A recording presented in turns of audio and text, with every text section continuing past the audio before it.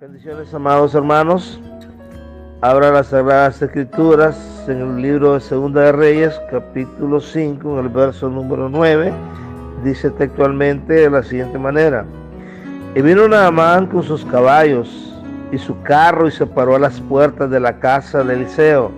Entonces Eliseo le envió un mensajero diciendo: Ve y lávate 7 veces en Jordán, y tu carne se restaurará y será limpio.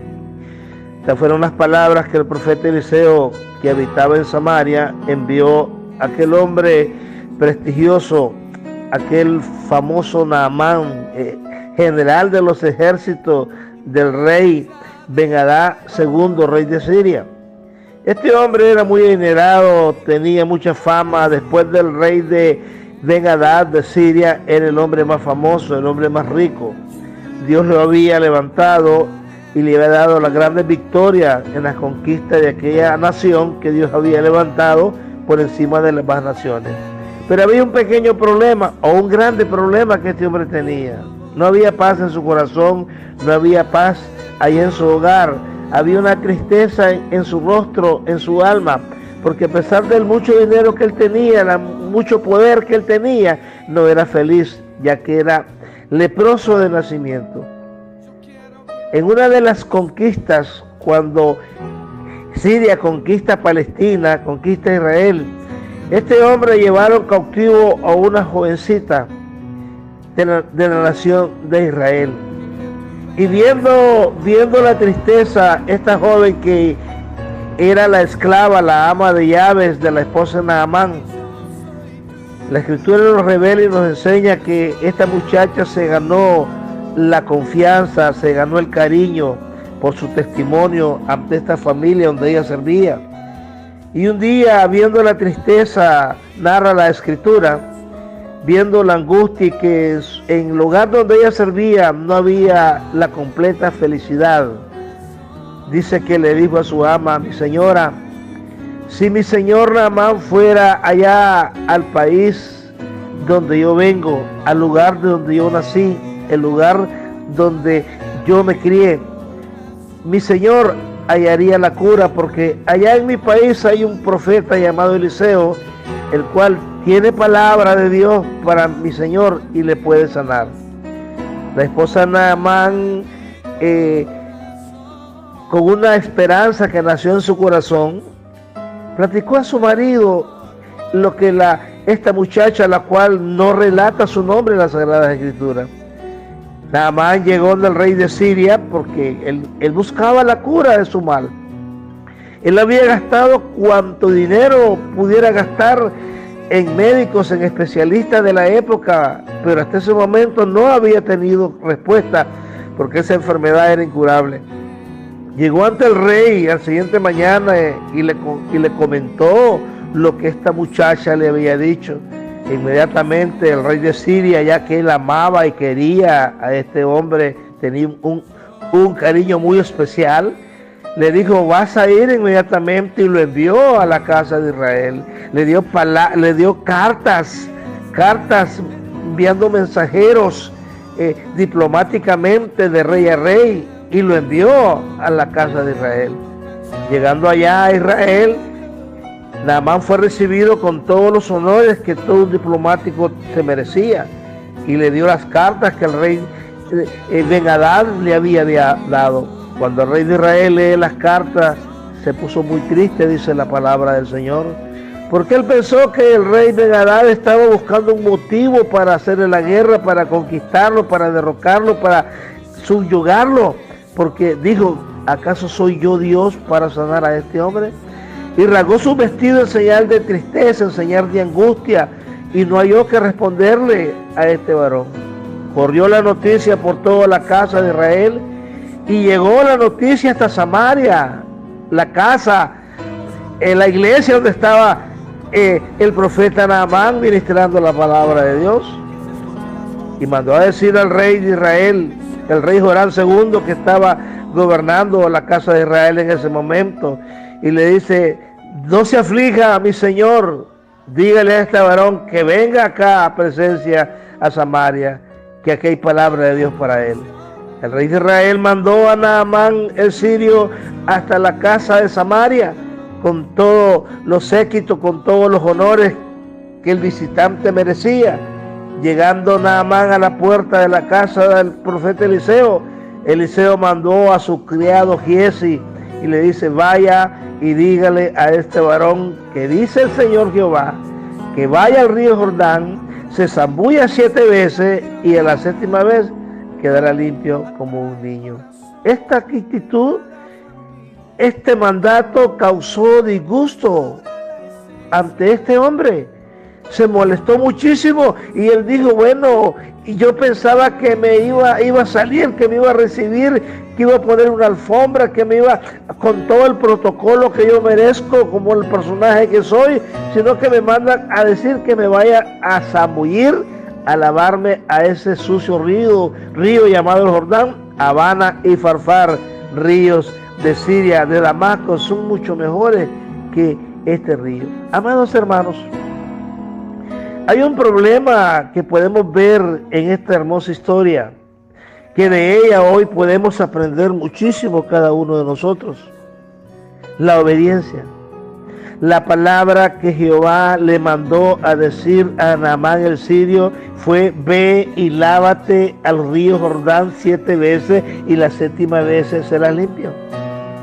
Le costó, le fue imposible por su orgullo, por su soberbia, obedecer esta pequeña palabra que le mandó, lo más sencillo. Amados hermanos, encontramos 2 cosas en la obediencia.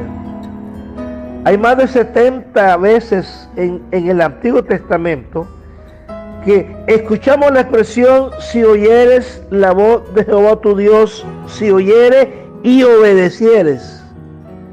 Más de 70 veces encontramos esta expresión que Jehová manda a su pueblo, a sus hijos: si oyeres atentamente la voz de Jehová tu Dios y hicieres, obedecieres sus palabras, recibirá esta o cual o aquella bendición.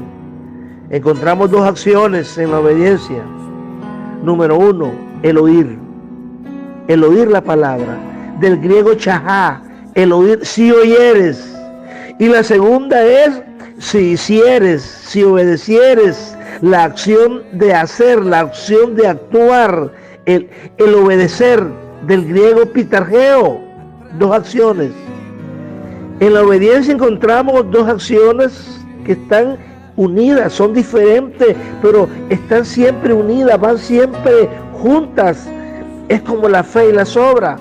Santiago dice: tú tienes fe, yo tengo obra, muéstrame tu fe, yo te mostraré tus obras. La fe y las obras son 2 cosas, 2 acciones diferentes, pero están unidas. Es como el alma y el espíritu, son 2 cosas diferentes en una sola, tienen 2 acciones diferentes. Las funciones del espíritu y del alma: el oír, si oyeres. Y la segunda es si hicieres, si obedecieres, la acción de hacer, la acción de actuar, el obedecer, del griego pitargeo. 2 acciones. En la obediencia encontramos 2 acciones que están unidas, son diferentes, pero están siempre unidas, van siempre juntas. Es como la fe y las obras.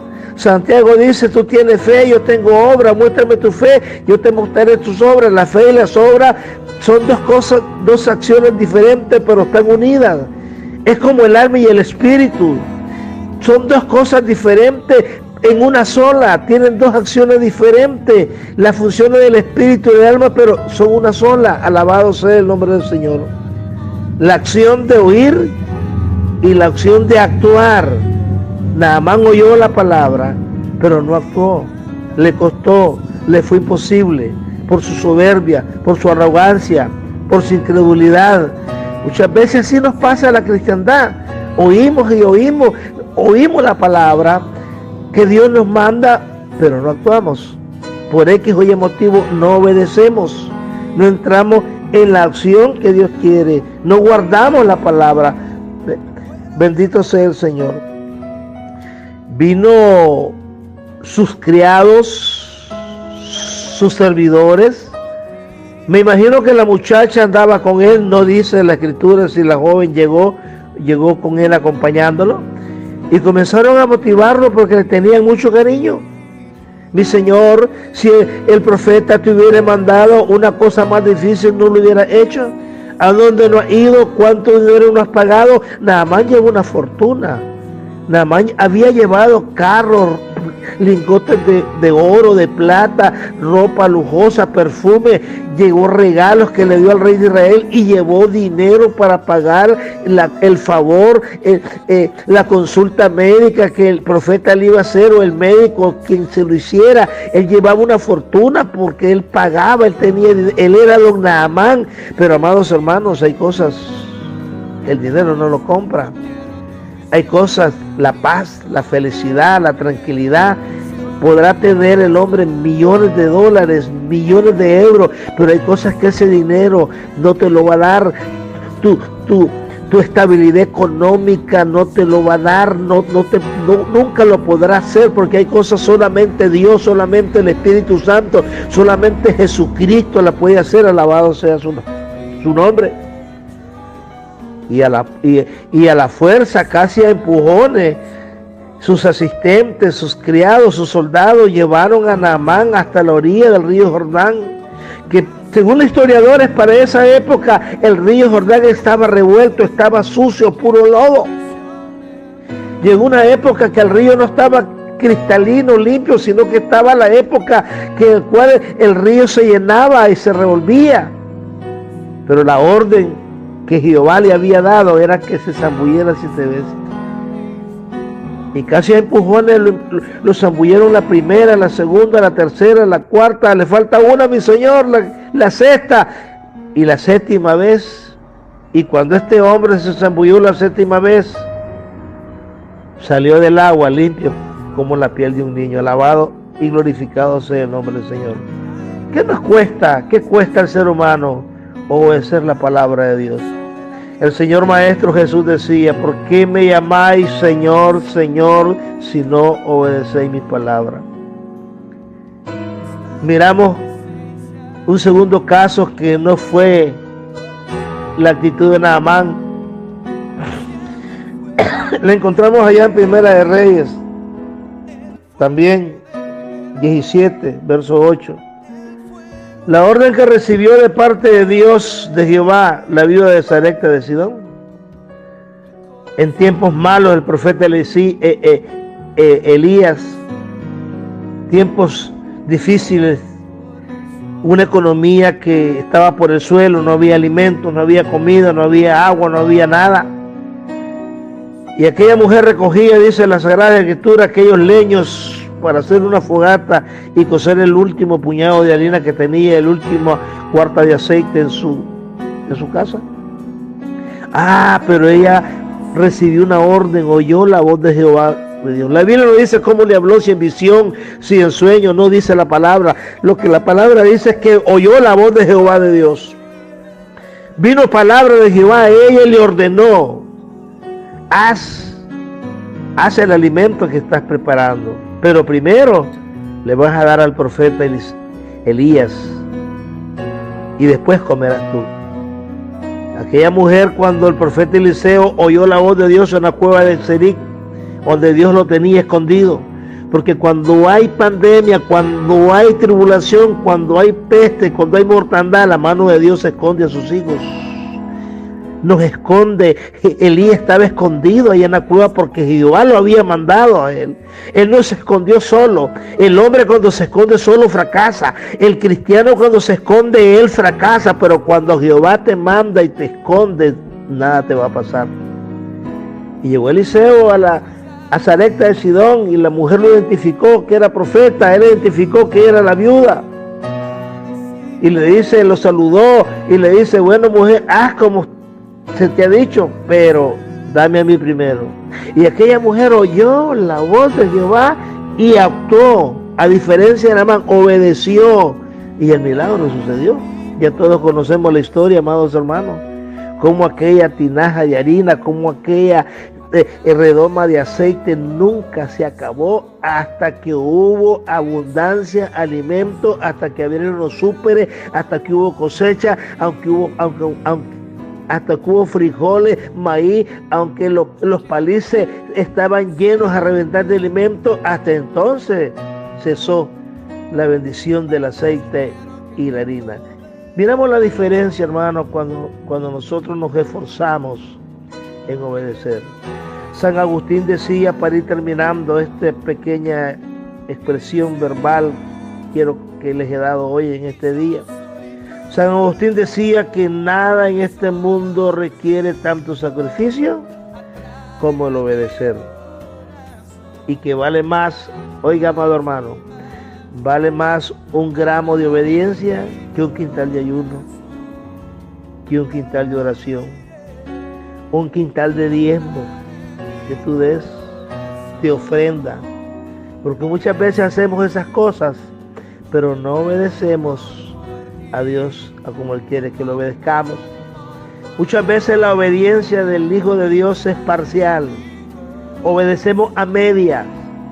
No, Dios quiere que obedezcamos su palabra tal a como Él quiere. Completamente. Una obediencia absoluta. No esto sí, aquello no. Jesús le exhortó a los fariseos y saduceos en su ministerio y les dijo: vos fariseos hipócritas, que diezmáis la menta, el comino, que diezmáis y ofrendáis, pero dejad de hacer lo más importante, que es la justicia y la obediencia. Dios nos bendiga, Dios nos ayude. Padre amado, en esta mañana